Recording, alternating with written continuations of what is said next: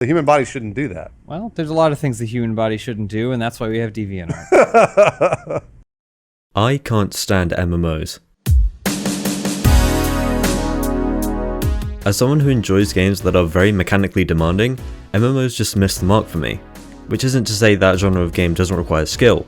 MMOs are very similar to the RTS and mostly MOBA genre in that the difficulty lies primarily in your knowledge as a player about the game and how the game's deeper systems interact with each other.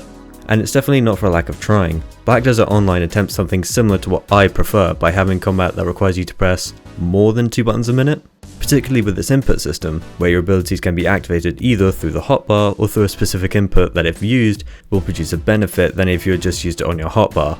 Still, with this being the case, I could never get into Black Desert, as, to me, it just felt like better combat for what was still mostly an MMO. Ultimately, what I was looking for was an MMO with the over-the-top combat you'd see in fighting games or spectacle fighters.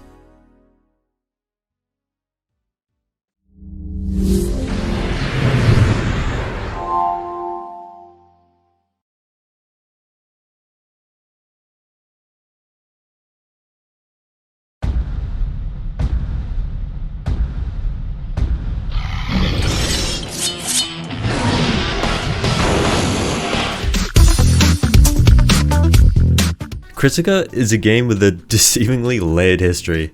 To start, it saw its first announcement at Hangame EX in 2011, a Korean games festival hosted by Hangame, which grew as an online game portal. So imagine if the nondescript games program on your mum's work laptop that you'd fiddle with while waiting for her to take you home made E3, basically. Upon this initial announcement, Kritika will receive fairly good reception. However, after it was revealed that developer All-M would be behind this game, some feared it was a replacement for their previous MMO venture, Lumina Online.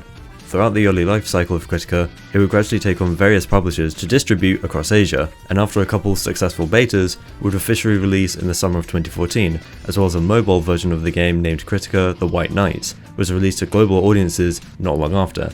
It wouldn't be until 2017 that En Masse Entertainment would assist in launching a Western release for North American and European audiences. It would actually be around this time that I would become aware of this game, thanks to a short series of sponsored videos from Trend Immortal. And while I'd love to reminisce and say I spent countless hours on the game, I only spent about 20 hours tops on and off, which can I say was a lot, considering I was too stupid to fix the optimization issues the game had back then. Not that it matters anyway, because the Western release of Kritika would get clapped in April of 2019, and so would the entirety of En Masse not long after. This would lead to All-M self-publishing a new version of their game, named Kritika Reboot, in November 2019. This version would stay mostly the same from the original, with the two main differences being the removal of stamina, meaning there was no limit to how much you could play, and making more items obtainable without the need to cough up some cash. Immediately, this version would see success, hitting over 3,700 players in its opening weeks, more than double its previous peak, and it was during this time I would give this game another shot.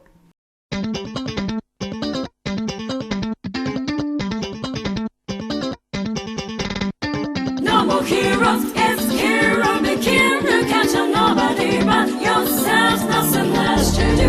No more heroes, no time to sleep if you're gonna be number one. Travis, it's kill or be killed.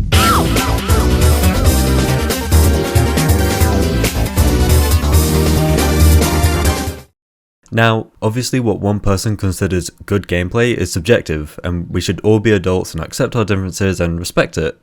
But fuck your World of Warcraft, fuck your Final Fantasy XIV, fuck your Black Desert Online, this game is cuckoo crazy for Cocoa Puffs.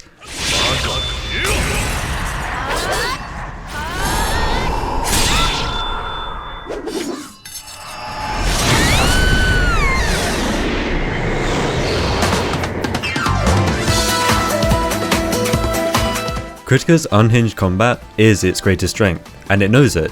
Cutscenes, dialogue and tutorials are only as long as you let them go on for.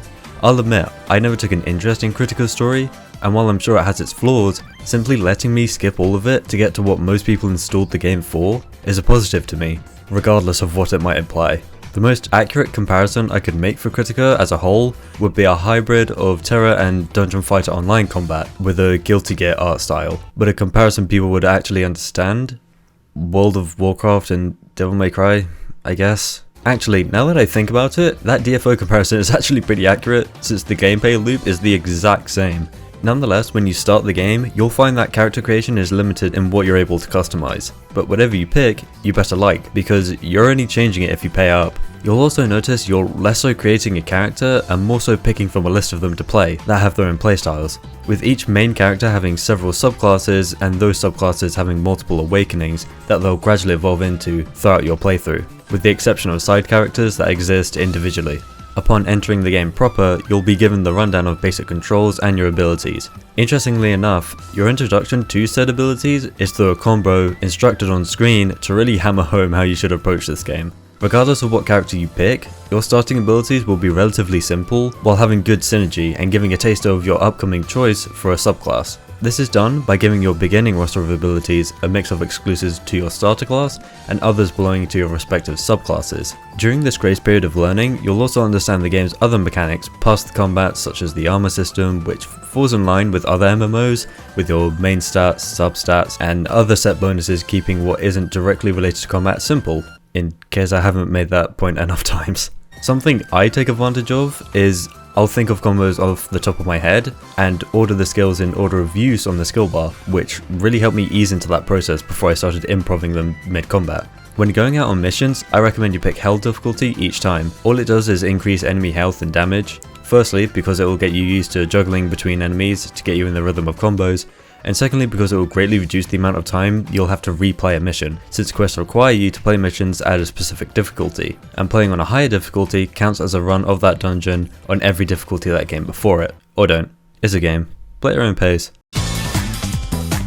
Upon beating a mission, you'll be met with Yolana, who offers various services such as vending, salvage, receive and turning in quests, and a portal to throw you back in mission select, as well as a couple of shortcuts to put you back in the hub area or replay a mission if you have some leftover quests. Pretty quickly, you'll hit level 15, which will grant you access to your first awakening and your choice of subclass. The game eases you into this by having a mentor character basically play the game for you in a couple levels while using the moves you'll eventually learn, which I think is a nice touch. Despite this, don't stress out about your choice, as you're given a subclass change item as soon as you decide anyway, on top of the fact you have 17 free character slots.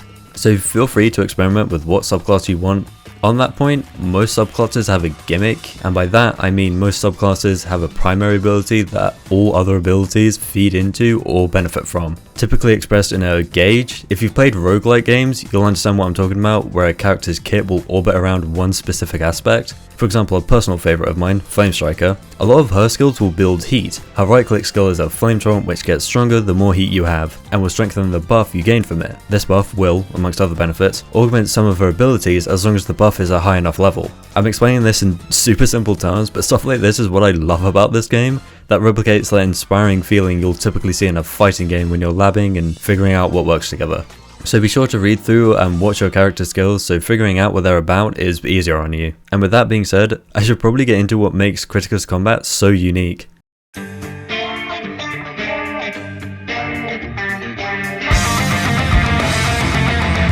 As I mentioned before, if you've played DFO, you'll be right at home with Kritika, as it's clearly a big inspiration. Not just because skills seamlessly chain between one another, but also because every newly acquired skill is more impressive than the one before it. Not long after you start, you'll notice your character getting stronger with abilities to match, assuming you didn't already spoil yourself on the skill list. Something you'll notice about the combat of Kritika is that it has a very old school feel, reminiscent of games like Guns or AQ Worlds. Shout out to them if you played them. Which isn't to say they didn't age well, but to call it smooth compared to what we have today is sort of like saying New Vegas runs well if you put loads of mods into it. Like, you're not wrong, just be realistic in your expectations.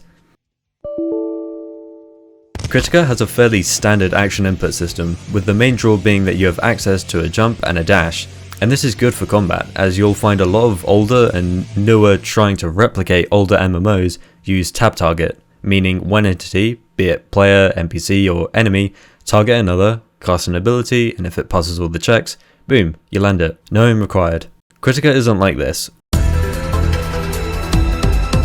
All attacks, not just from you, the player, but enemies as well, have hitboxes, active frames, recovery windows, just like a real big boy game. Instead of an auto attack, each character has their own basic attack string bound to left click, along with jumping and dash variants. Right click will typically be tied to your gimmick ability. Recalling Flame Striker, your flame torrent is bound to right click, but this isn't always the case. But for the most part, right click will be a shortcut to an ability that is integral to your overall kit. That can be placed on your hotbar should you prefer it. Already, you can start to see the outline for an intricate combat system, but Kritika's combat isn't so black and white however, as there is room for advanced tactics. Back attack, as you can probably tell, is a damage multiplier added to damage when applied to the back of what you're fighting. Probably something most will figure out anyway, and something to think about for those playing characters that have stingers that can go through what they're hitting.